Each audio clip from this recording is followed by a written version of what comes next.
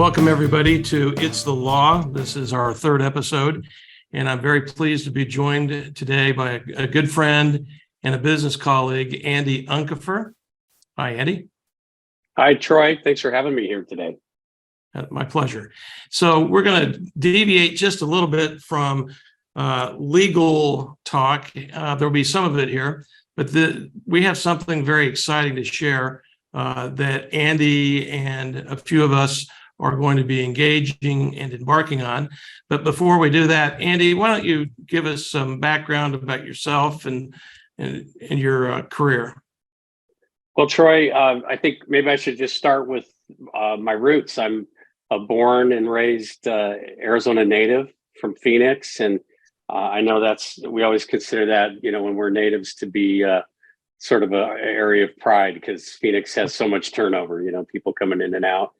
And attended all my school here, went to Grand Canyon University and graduated from there and slipped into the insurance business, connected with people that were close to my family. And I was always interested in getting out of the insurance business, but it's like one of those things that when you find your path, it starts to really take hold. And I was working specifically in the financial services segment of the insurance industry, where we were developing annuity products and life insurance products. I got involved in product design and then distribution and working with different types of entrepreneurs who were helping their clients achieve their financial goals.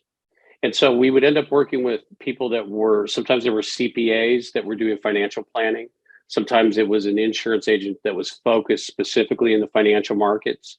We worked with registered investment advisors and broker dealers and helped develop a network of well over 10,000 representatives who would submit their business through my firm and ultimately to the highly rated insurance companies that we would partner with. So that went on for a long time. I started that business in 1994 and continued to operate that, grow it. We ultimately were producing a little over $1 billion in sales per year. That means that people were placing their assets, not with us, but with the insurance companies to help meet their financial goals. And we could probably talk about some of that a little later on. In 2012, I sold the company and have been working primarily as a consultant, helping other businesses start that ultimately focus on serving the end user, the consumer, the mom and pop, the family that needs some good planning. Thank you. And while Andy is truly a native of Arizona, this will show you how much of a native he is. He's broadcasting today from Southern California. Of course, it's a little hot in Phoenix. Yeah, I this morning walking on the beach, I ran into several people I knew from Phoenix who were doing the same thing, trying to get out of the heat. Yeah, that's funny. So Andy and I have known each other for a few years, and based on his background, we had been informally discussing some things that might be coming down the way that would open up and broaden the possibilities of law firm ownership. And for those of you who do not know, forever before the last year or so, non-lawyers could not have an ownership interest in a law firm. Only a licensed lawyer in Arizona could have an ownership interest in an Arizona law firm. And there are various reasons for that, but it goes back to, way before colonial days, back to the English roots of our jurisprudence. So one of the things that has occurred, which many people I'm sure are well aware of, is the legal market has become so expensive that we basically have closed out the opportunity for the smaller consumer of legal services to be able to afford the services of a lawyer. And we've talked about that in the episode 1, just how expensive it's become to hire a lawyer. So one of the things that the Arizona Supreme Court did was they've created, and this is definitely forward thinking. Arizona and to a certain extent Utah are the only states that now allow non-lawyers to have an ownership interest in a law firm. And the reason why that the Supreme Court chose to go that path is to try to open up opportunities for middle income families and small businesses to be able to have the same advantages of access to legal services as very wealthy individuals and wealthy corporations. And so in order to allow a non-lawyer to have an ownership interest, the Supreme Court created what's called an alternative business structure. And an alternative business structure has to be approved by the Supreme Court in order for it to become valid and effective. And so, Andy, if you would kind of share with us your thinking behind what we'll refer to as ABS, which is the alternative business structure. Yeah, so it was, I remember the day that you called me and told me about this new rule, the ability for non-lawyers to be co-investors in a law firm. And of course, all the law work has to be done by attorneys, and we like that. As I thought about that opportunity, I did think there would be a chance to make a difference in a very big area that affects people every year. And I know we'll get into that. But the ABS is kind of rooted in the idea that entrepreneurs and innovative lawyers will be able to repackage what's happening, use some of the skills in marketing that are successful in other areas, and bring them into the law world, helping us deliver a product of better quality, better client relationships, and possibly even at a lower cost.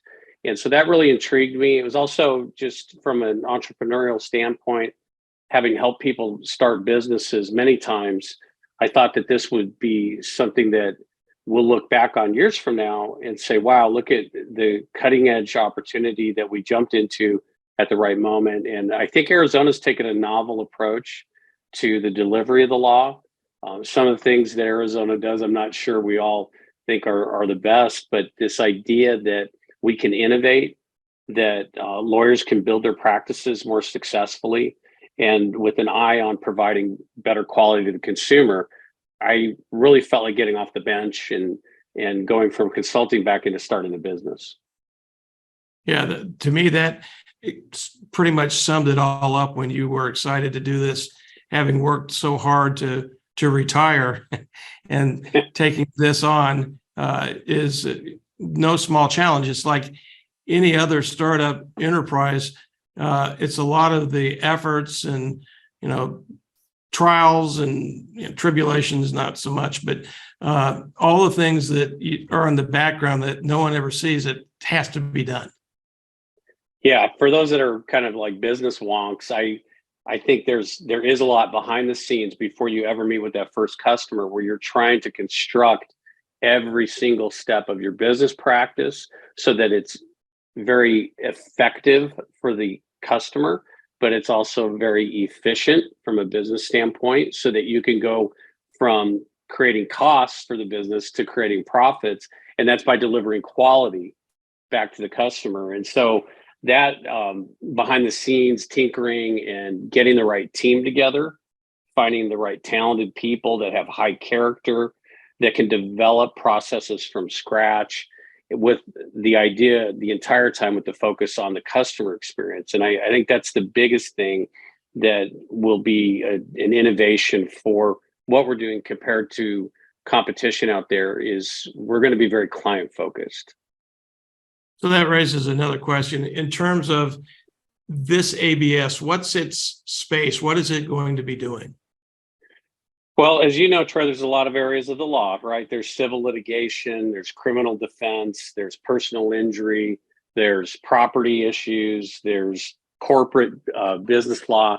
The area that I felt that I could contribute the most assistance to is in the field of estate planning, wills, living trusts, advanced estate planning with irrevocable life insurance trusts. And as more estates become more sophisticated, we've got all sorts of tools to help them. So it was really the estate planning arena that I have been around originally as an insurance professional. Remember, I said I was in the financial services segment.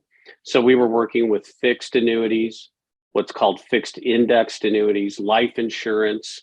We weren't in the stock market. We weren't offering mutual funds or variable annuities even, but we would collaborate with professionals in that space. And then what we found really in the estate planning arena is that you have the opportunity when you're working with a good law firm to build a foundation. I like to think of the financial plan overall as like a big, strong house that's customized directly to that family's needs. And it starts with the foundation for me. So having a great estate plan, thinking through how you want to hold your resources and transfer them to the people you care about most, or your charity or your church, that foundation helps us inform the investment people, helps us inform the financial services focused insurance agent, helps us inform our real estate professionals as well, so that they understand what our actual true goals and objectives are. And then in a collaborative circle around that client, focused on them, we're able to do things and get more results with greater impact financially, but also avoidance in some of the bear traps that are out there, like tax exposure that can be mitigated or reduced by the laws, and certain products get more advantage in the tax code than other products.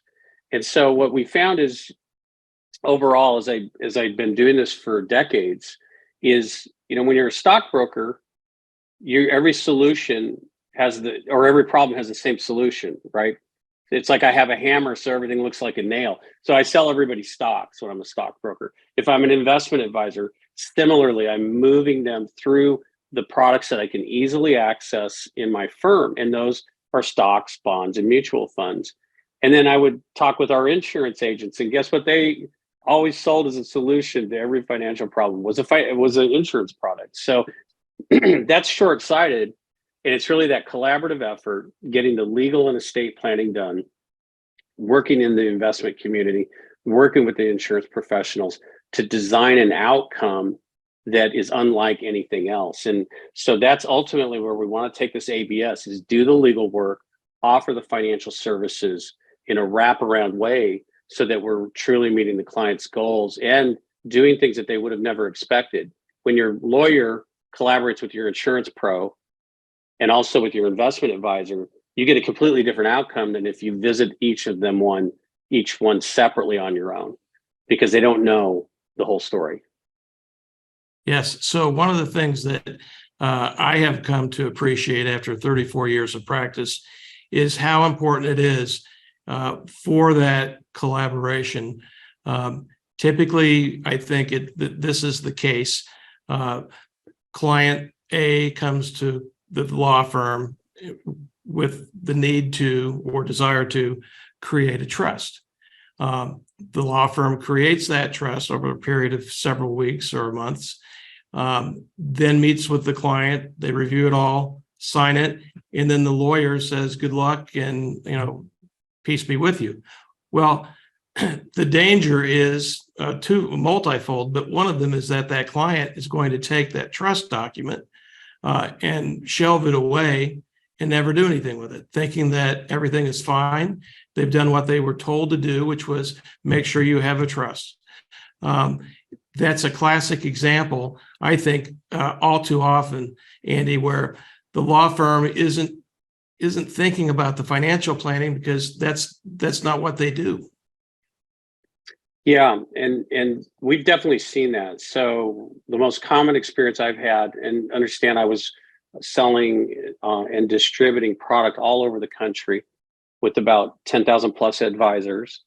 And we found often when they would get really dug in with the client and they're opening up their financial planning and they're starting to evaluate their personal goals, their needs, their risk tolerance, the family dynamics that are out there, which can really affect a planning document, especially your trust. I mean, my goodness, if you're having struggles with a drug addicted adult child, which we've experienced in our family, it changes the outcome of how you direct what's going to occur to your assets.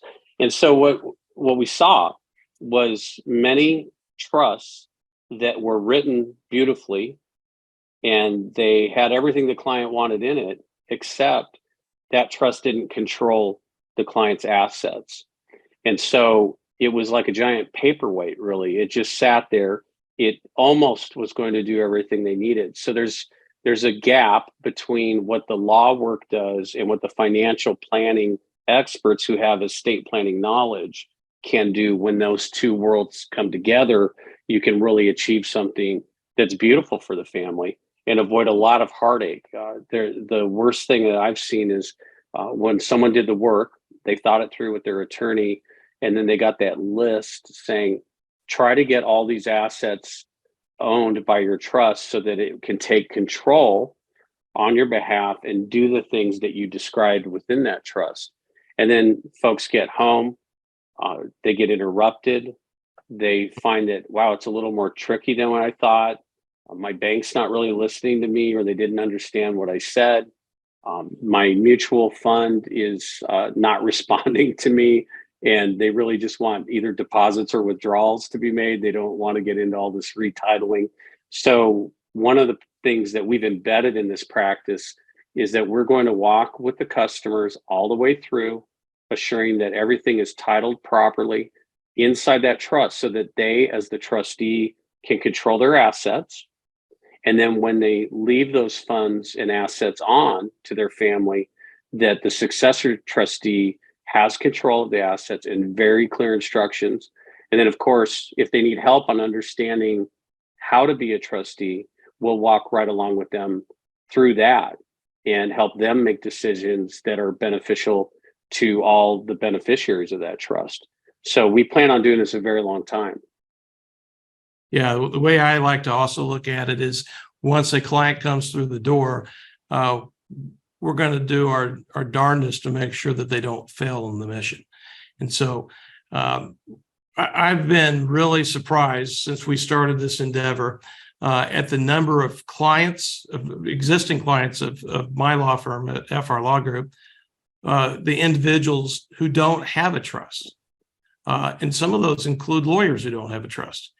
And everyone without exception, the comment is, we're going to set up an appointment, we're going to do this.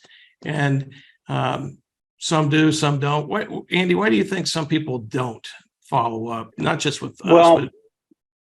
Yeah, I think, it's always easier to procrastinate than do something, right? And I think most of us are creatures of habit. And excuse me, I think the reason people don't do it is the difficulty of the heavy lifting. Not only thinking about what happens at the end of my life, that's an unpleasant subject, but thinking about your kids in a intelligent and wise and thoughtful way, and thinking about your grandkids in the same way, you're going to have to make decisions. And sometimes those decisions include making the responsible choices. And so I think folks know that they're going to have to face some of those things. And to me, that's an emotional barrier. But it's beautiful to walk through it because, loving somebody and helping them the best you can in the way that's best for them is something that a parent and a grandparent can do. And I think it's a noble role. I love estate planning because I think it's a fantastic opportunity to leave a legacy, to make a lasting impact, to care for those people that you really love. So you got to overcome that emotional barrier. And then there's this sense, I think, that, wow, if I do this trust, everything's going to really change. Like, I'm going to have to be a trustee, and it's going to be difficult. Like, how do I write checks and pay bills and all those sorts of things? Well, the good news is it's not any different. It's just a different name on some of the assets. Like my house, it's in a revocable living trust that controls that house. I can still sell that house, and I can add on to it. I can renovate. I can do all kinds of things. So nothing really changes. So it's kind of taken away the mystery of what's it like being an owner. It's just like owning it as an individual. You truly are in what's called a revocable living trust typically. And revocable means you can change the outcomes right up until you pass away. And so I think that's part of the barrier. Is there's emotional barrier, is it going to be complicated? And that's what we're trying to do for our customers, is the heavy lifting, making those decisions more cleanly identified and able to support the customer in doing that. And so what we're finding is they enjoy it. They talk about their families. We see a lot of smiles and laughing during the planning process instead of, heartbreak and gritting our teeth. Yeah. So I agree. To me, my experience in talking with folks about the need to have a trust, the younger friends and clients, whether it's procrastination or this sense of, you're never going to die, so you don't have to worry about it now. Even with them and older clients, I think I always see this sense of dismay and shock when I ask them, are you either going to work this hard, or did you work this hard to put all this work with a judge in the probate court to decide what to do with all of your assets? And yeah, that's that's a big one. Yeah. So I think that's probably the big shocker, is what happens if you don't prepare. And what I've heard some people say is, there is an estate plan for you. It's just not the plan that you have. It's the one the court comes up with after you're gone and after you're not able to say what your actual desires are. This is a chance. And honestly, if we didn't have probate, I suppose you could just, write some kind of silly document and everything will work out fine. But that's not the way it is. Families have, like I said, a lot of dynamics. You don't want to leave it up to the judge. You don't want to get claims against your estate that are unplanned. So when you get into that probate court, they actually post an advertisement that says and invites everybody who thinks they may have a claim against this estate to come forward and make their claim.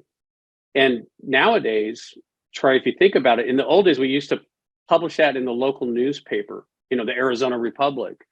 And people from Arizona would read about that, and maybe they would do something about an estate that was going through probate. But now it's on the internet. It's on arizonacentral.com, and you can see the probate offerings out there. And you might get someone making a claim from another part of the country, an estranged spouse, a divorced stepchild, or perhaps even someone that was married to your son or daughter that left the family, and now they want to make a claim because they think they have an interest in that. There's a lot more opportunity for probate hunters to occur than there used to be. It's digitized now.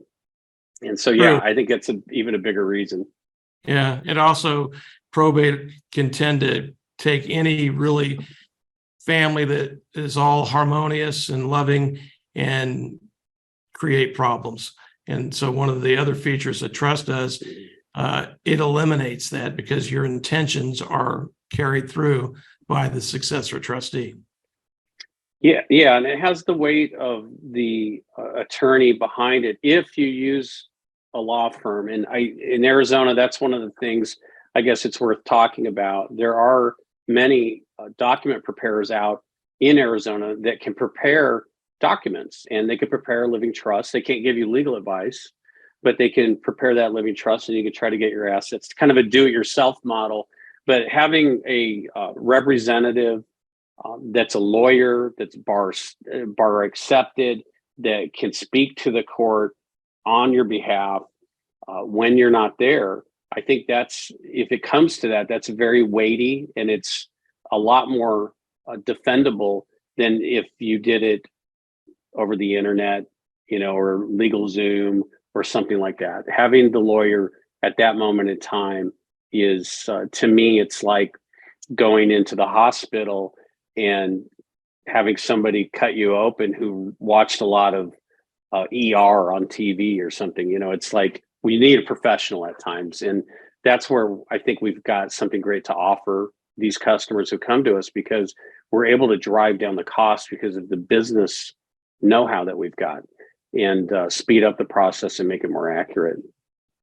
Well, you just anticipated my next question, which is, what do you say to those who say, well, I have an estate plan, but I'm not sure all my assets are properly titled?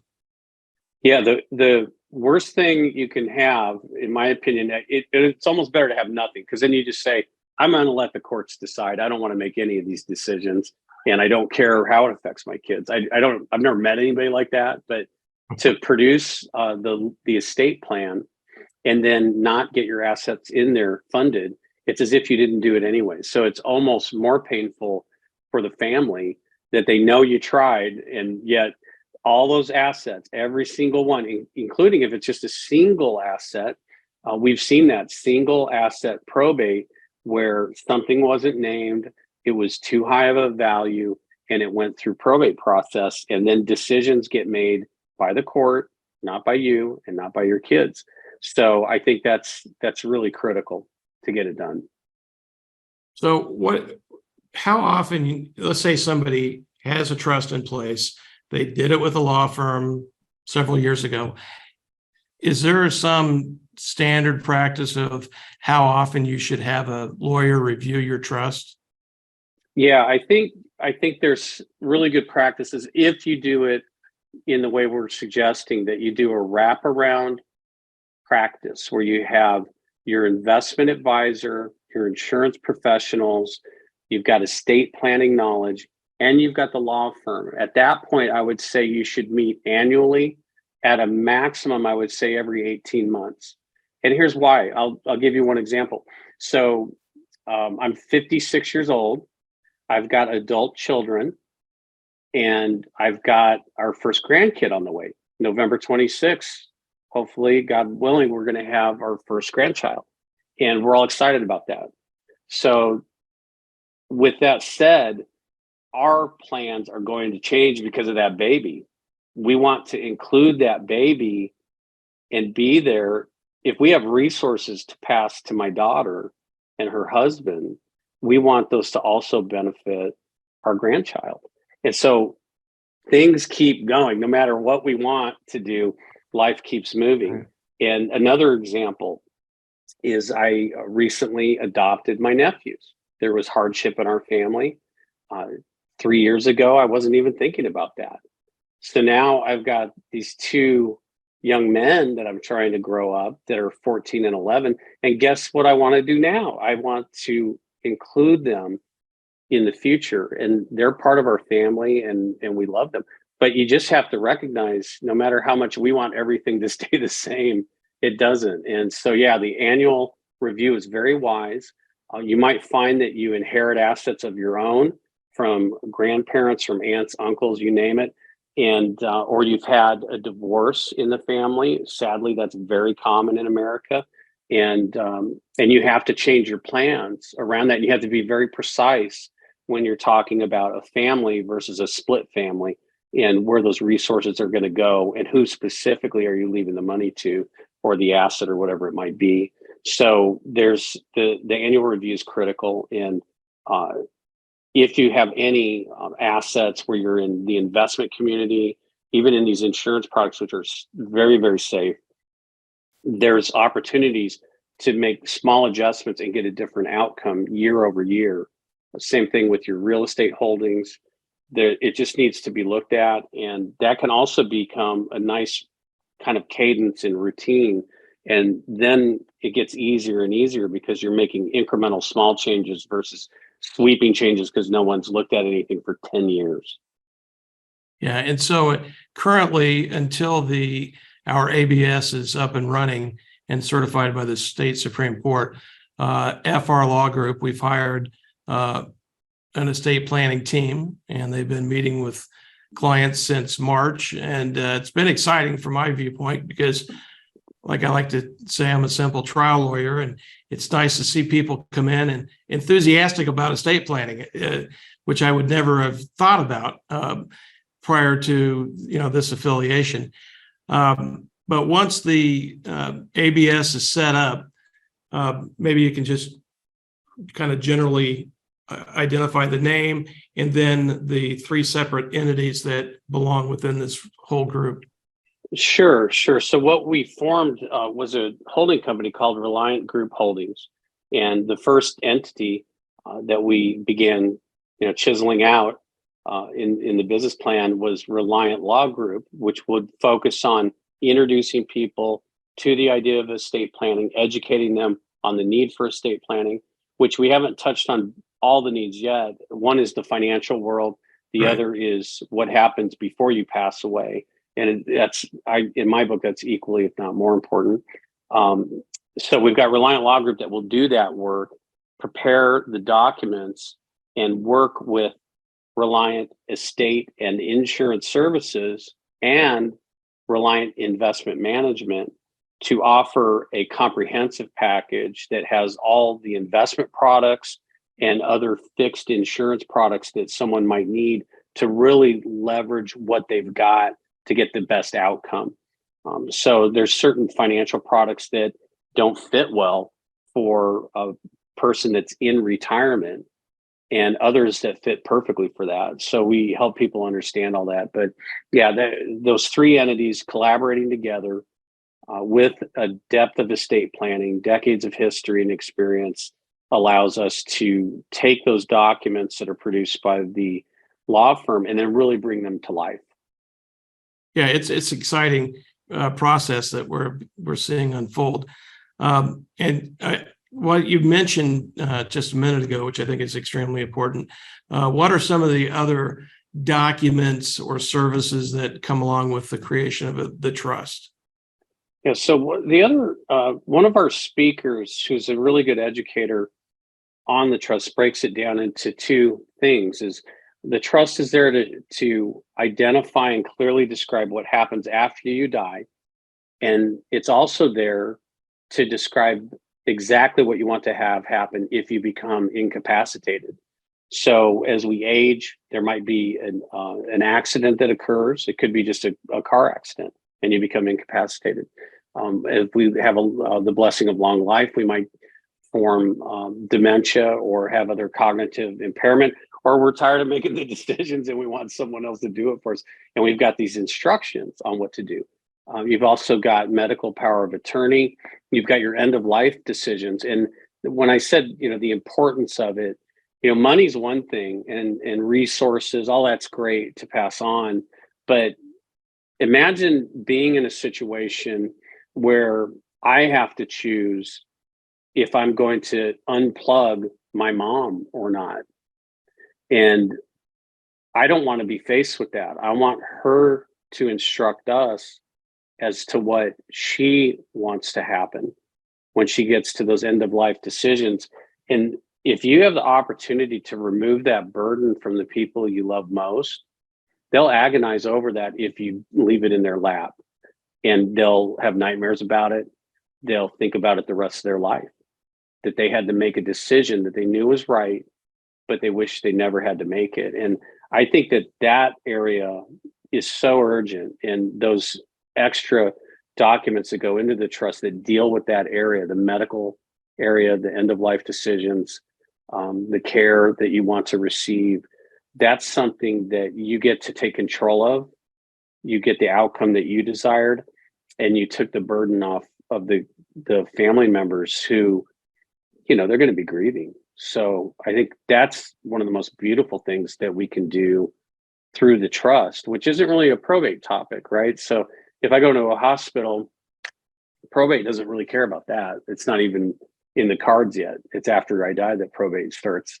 So that's something that is a very family critical set of documents that we can make that easy and make that process something that is a gift to the family and not a burden. Yeah. In addition to that, the power of attorneys, I think, are critical documents. Let's say that you are incapacitated. Without the power of attorney, trying to get medical records and information from medical providers because of HIPAA and other regulations is nearly impossible. And certainly there's a very long delay if you need critical medical information. Likewise, if there are bank accounts and other things that you need access to without the power of attorney, unless you are named as a joint account holder, it's again going to be almost getting an act of Congress to try to get the financial institution to even communicate with you. So there are a lot of different things that go into this process. One of the things that really has occurred to me as I've watched these client interviews and participated in our weekly meetings is that while there is a standard form, sort of, everybody has a unique situation that has to be taken into account.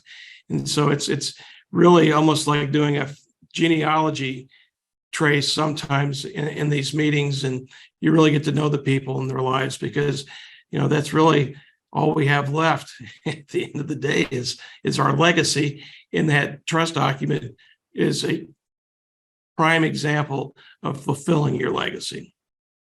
Yeah.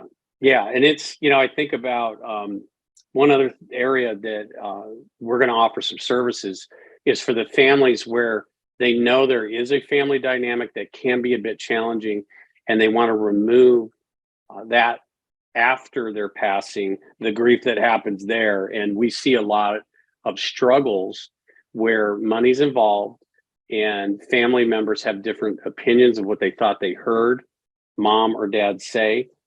We've seen people get greedy at the wrong moment. If they happen to be the successor trustee, they may violate their duties, and things can happen that disadvantage their other family members. So one of the things that I really liked about the ABS, Troy, was that as a law firm and with our partners, with our fiduciary advisors, we can offer successor trustee services to the clients. And what we're finding is about 1 out of 10 of those clients is looking for a way to have the trust managed without forcing one of their family members to do it, because they might not be equipped in it, or they don't have financial experience, or they just don't want conflict for the kids. They just want them to do what mom and dad said and let this trustee follow the exact precise words of the trust and do that. So that's a big plus, I think, to be able to offer that, where other law firms aren't capable of doing that because they don't have the investment management wing within the family of their operation.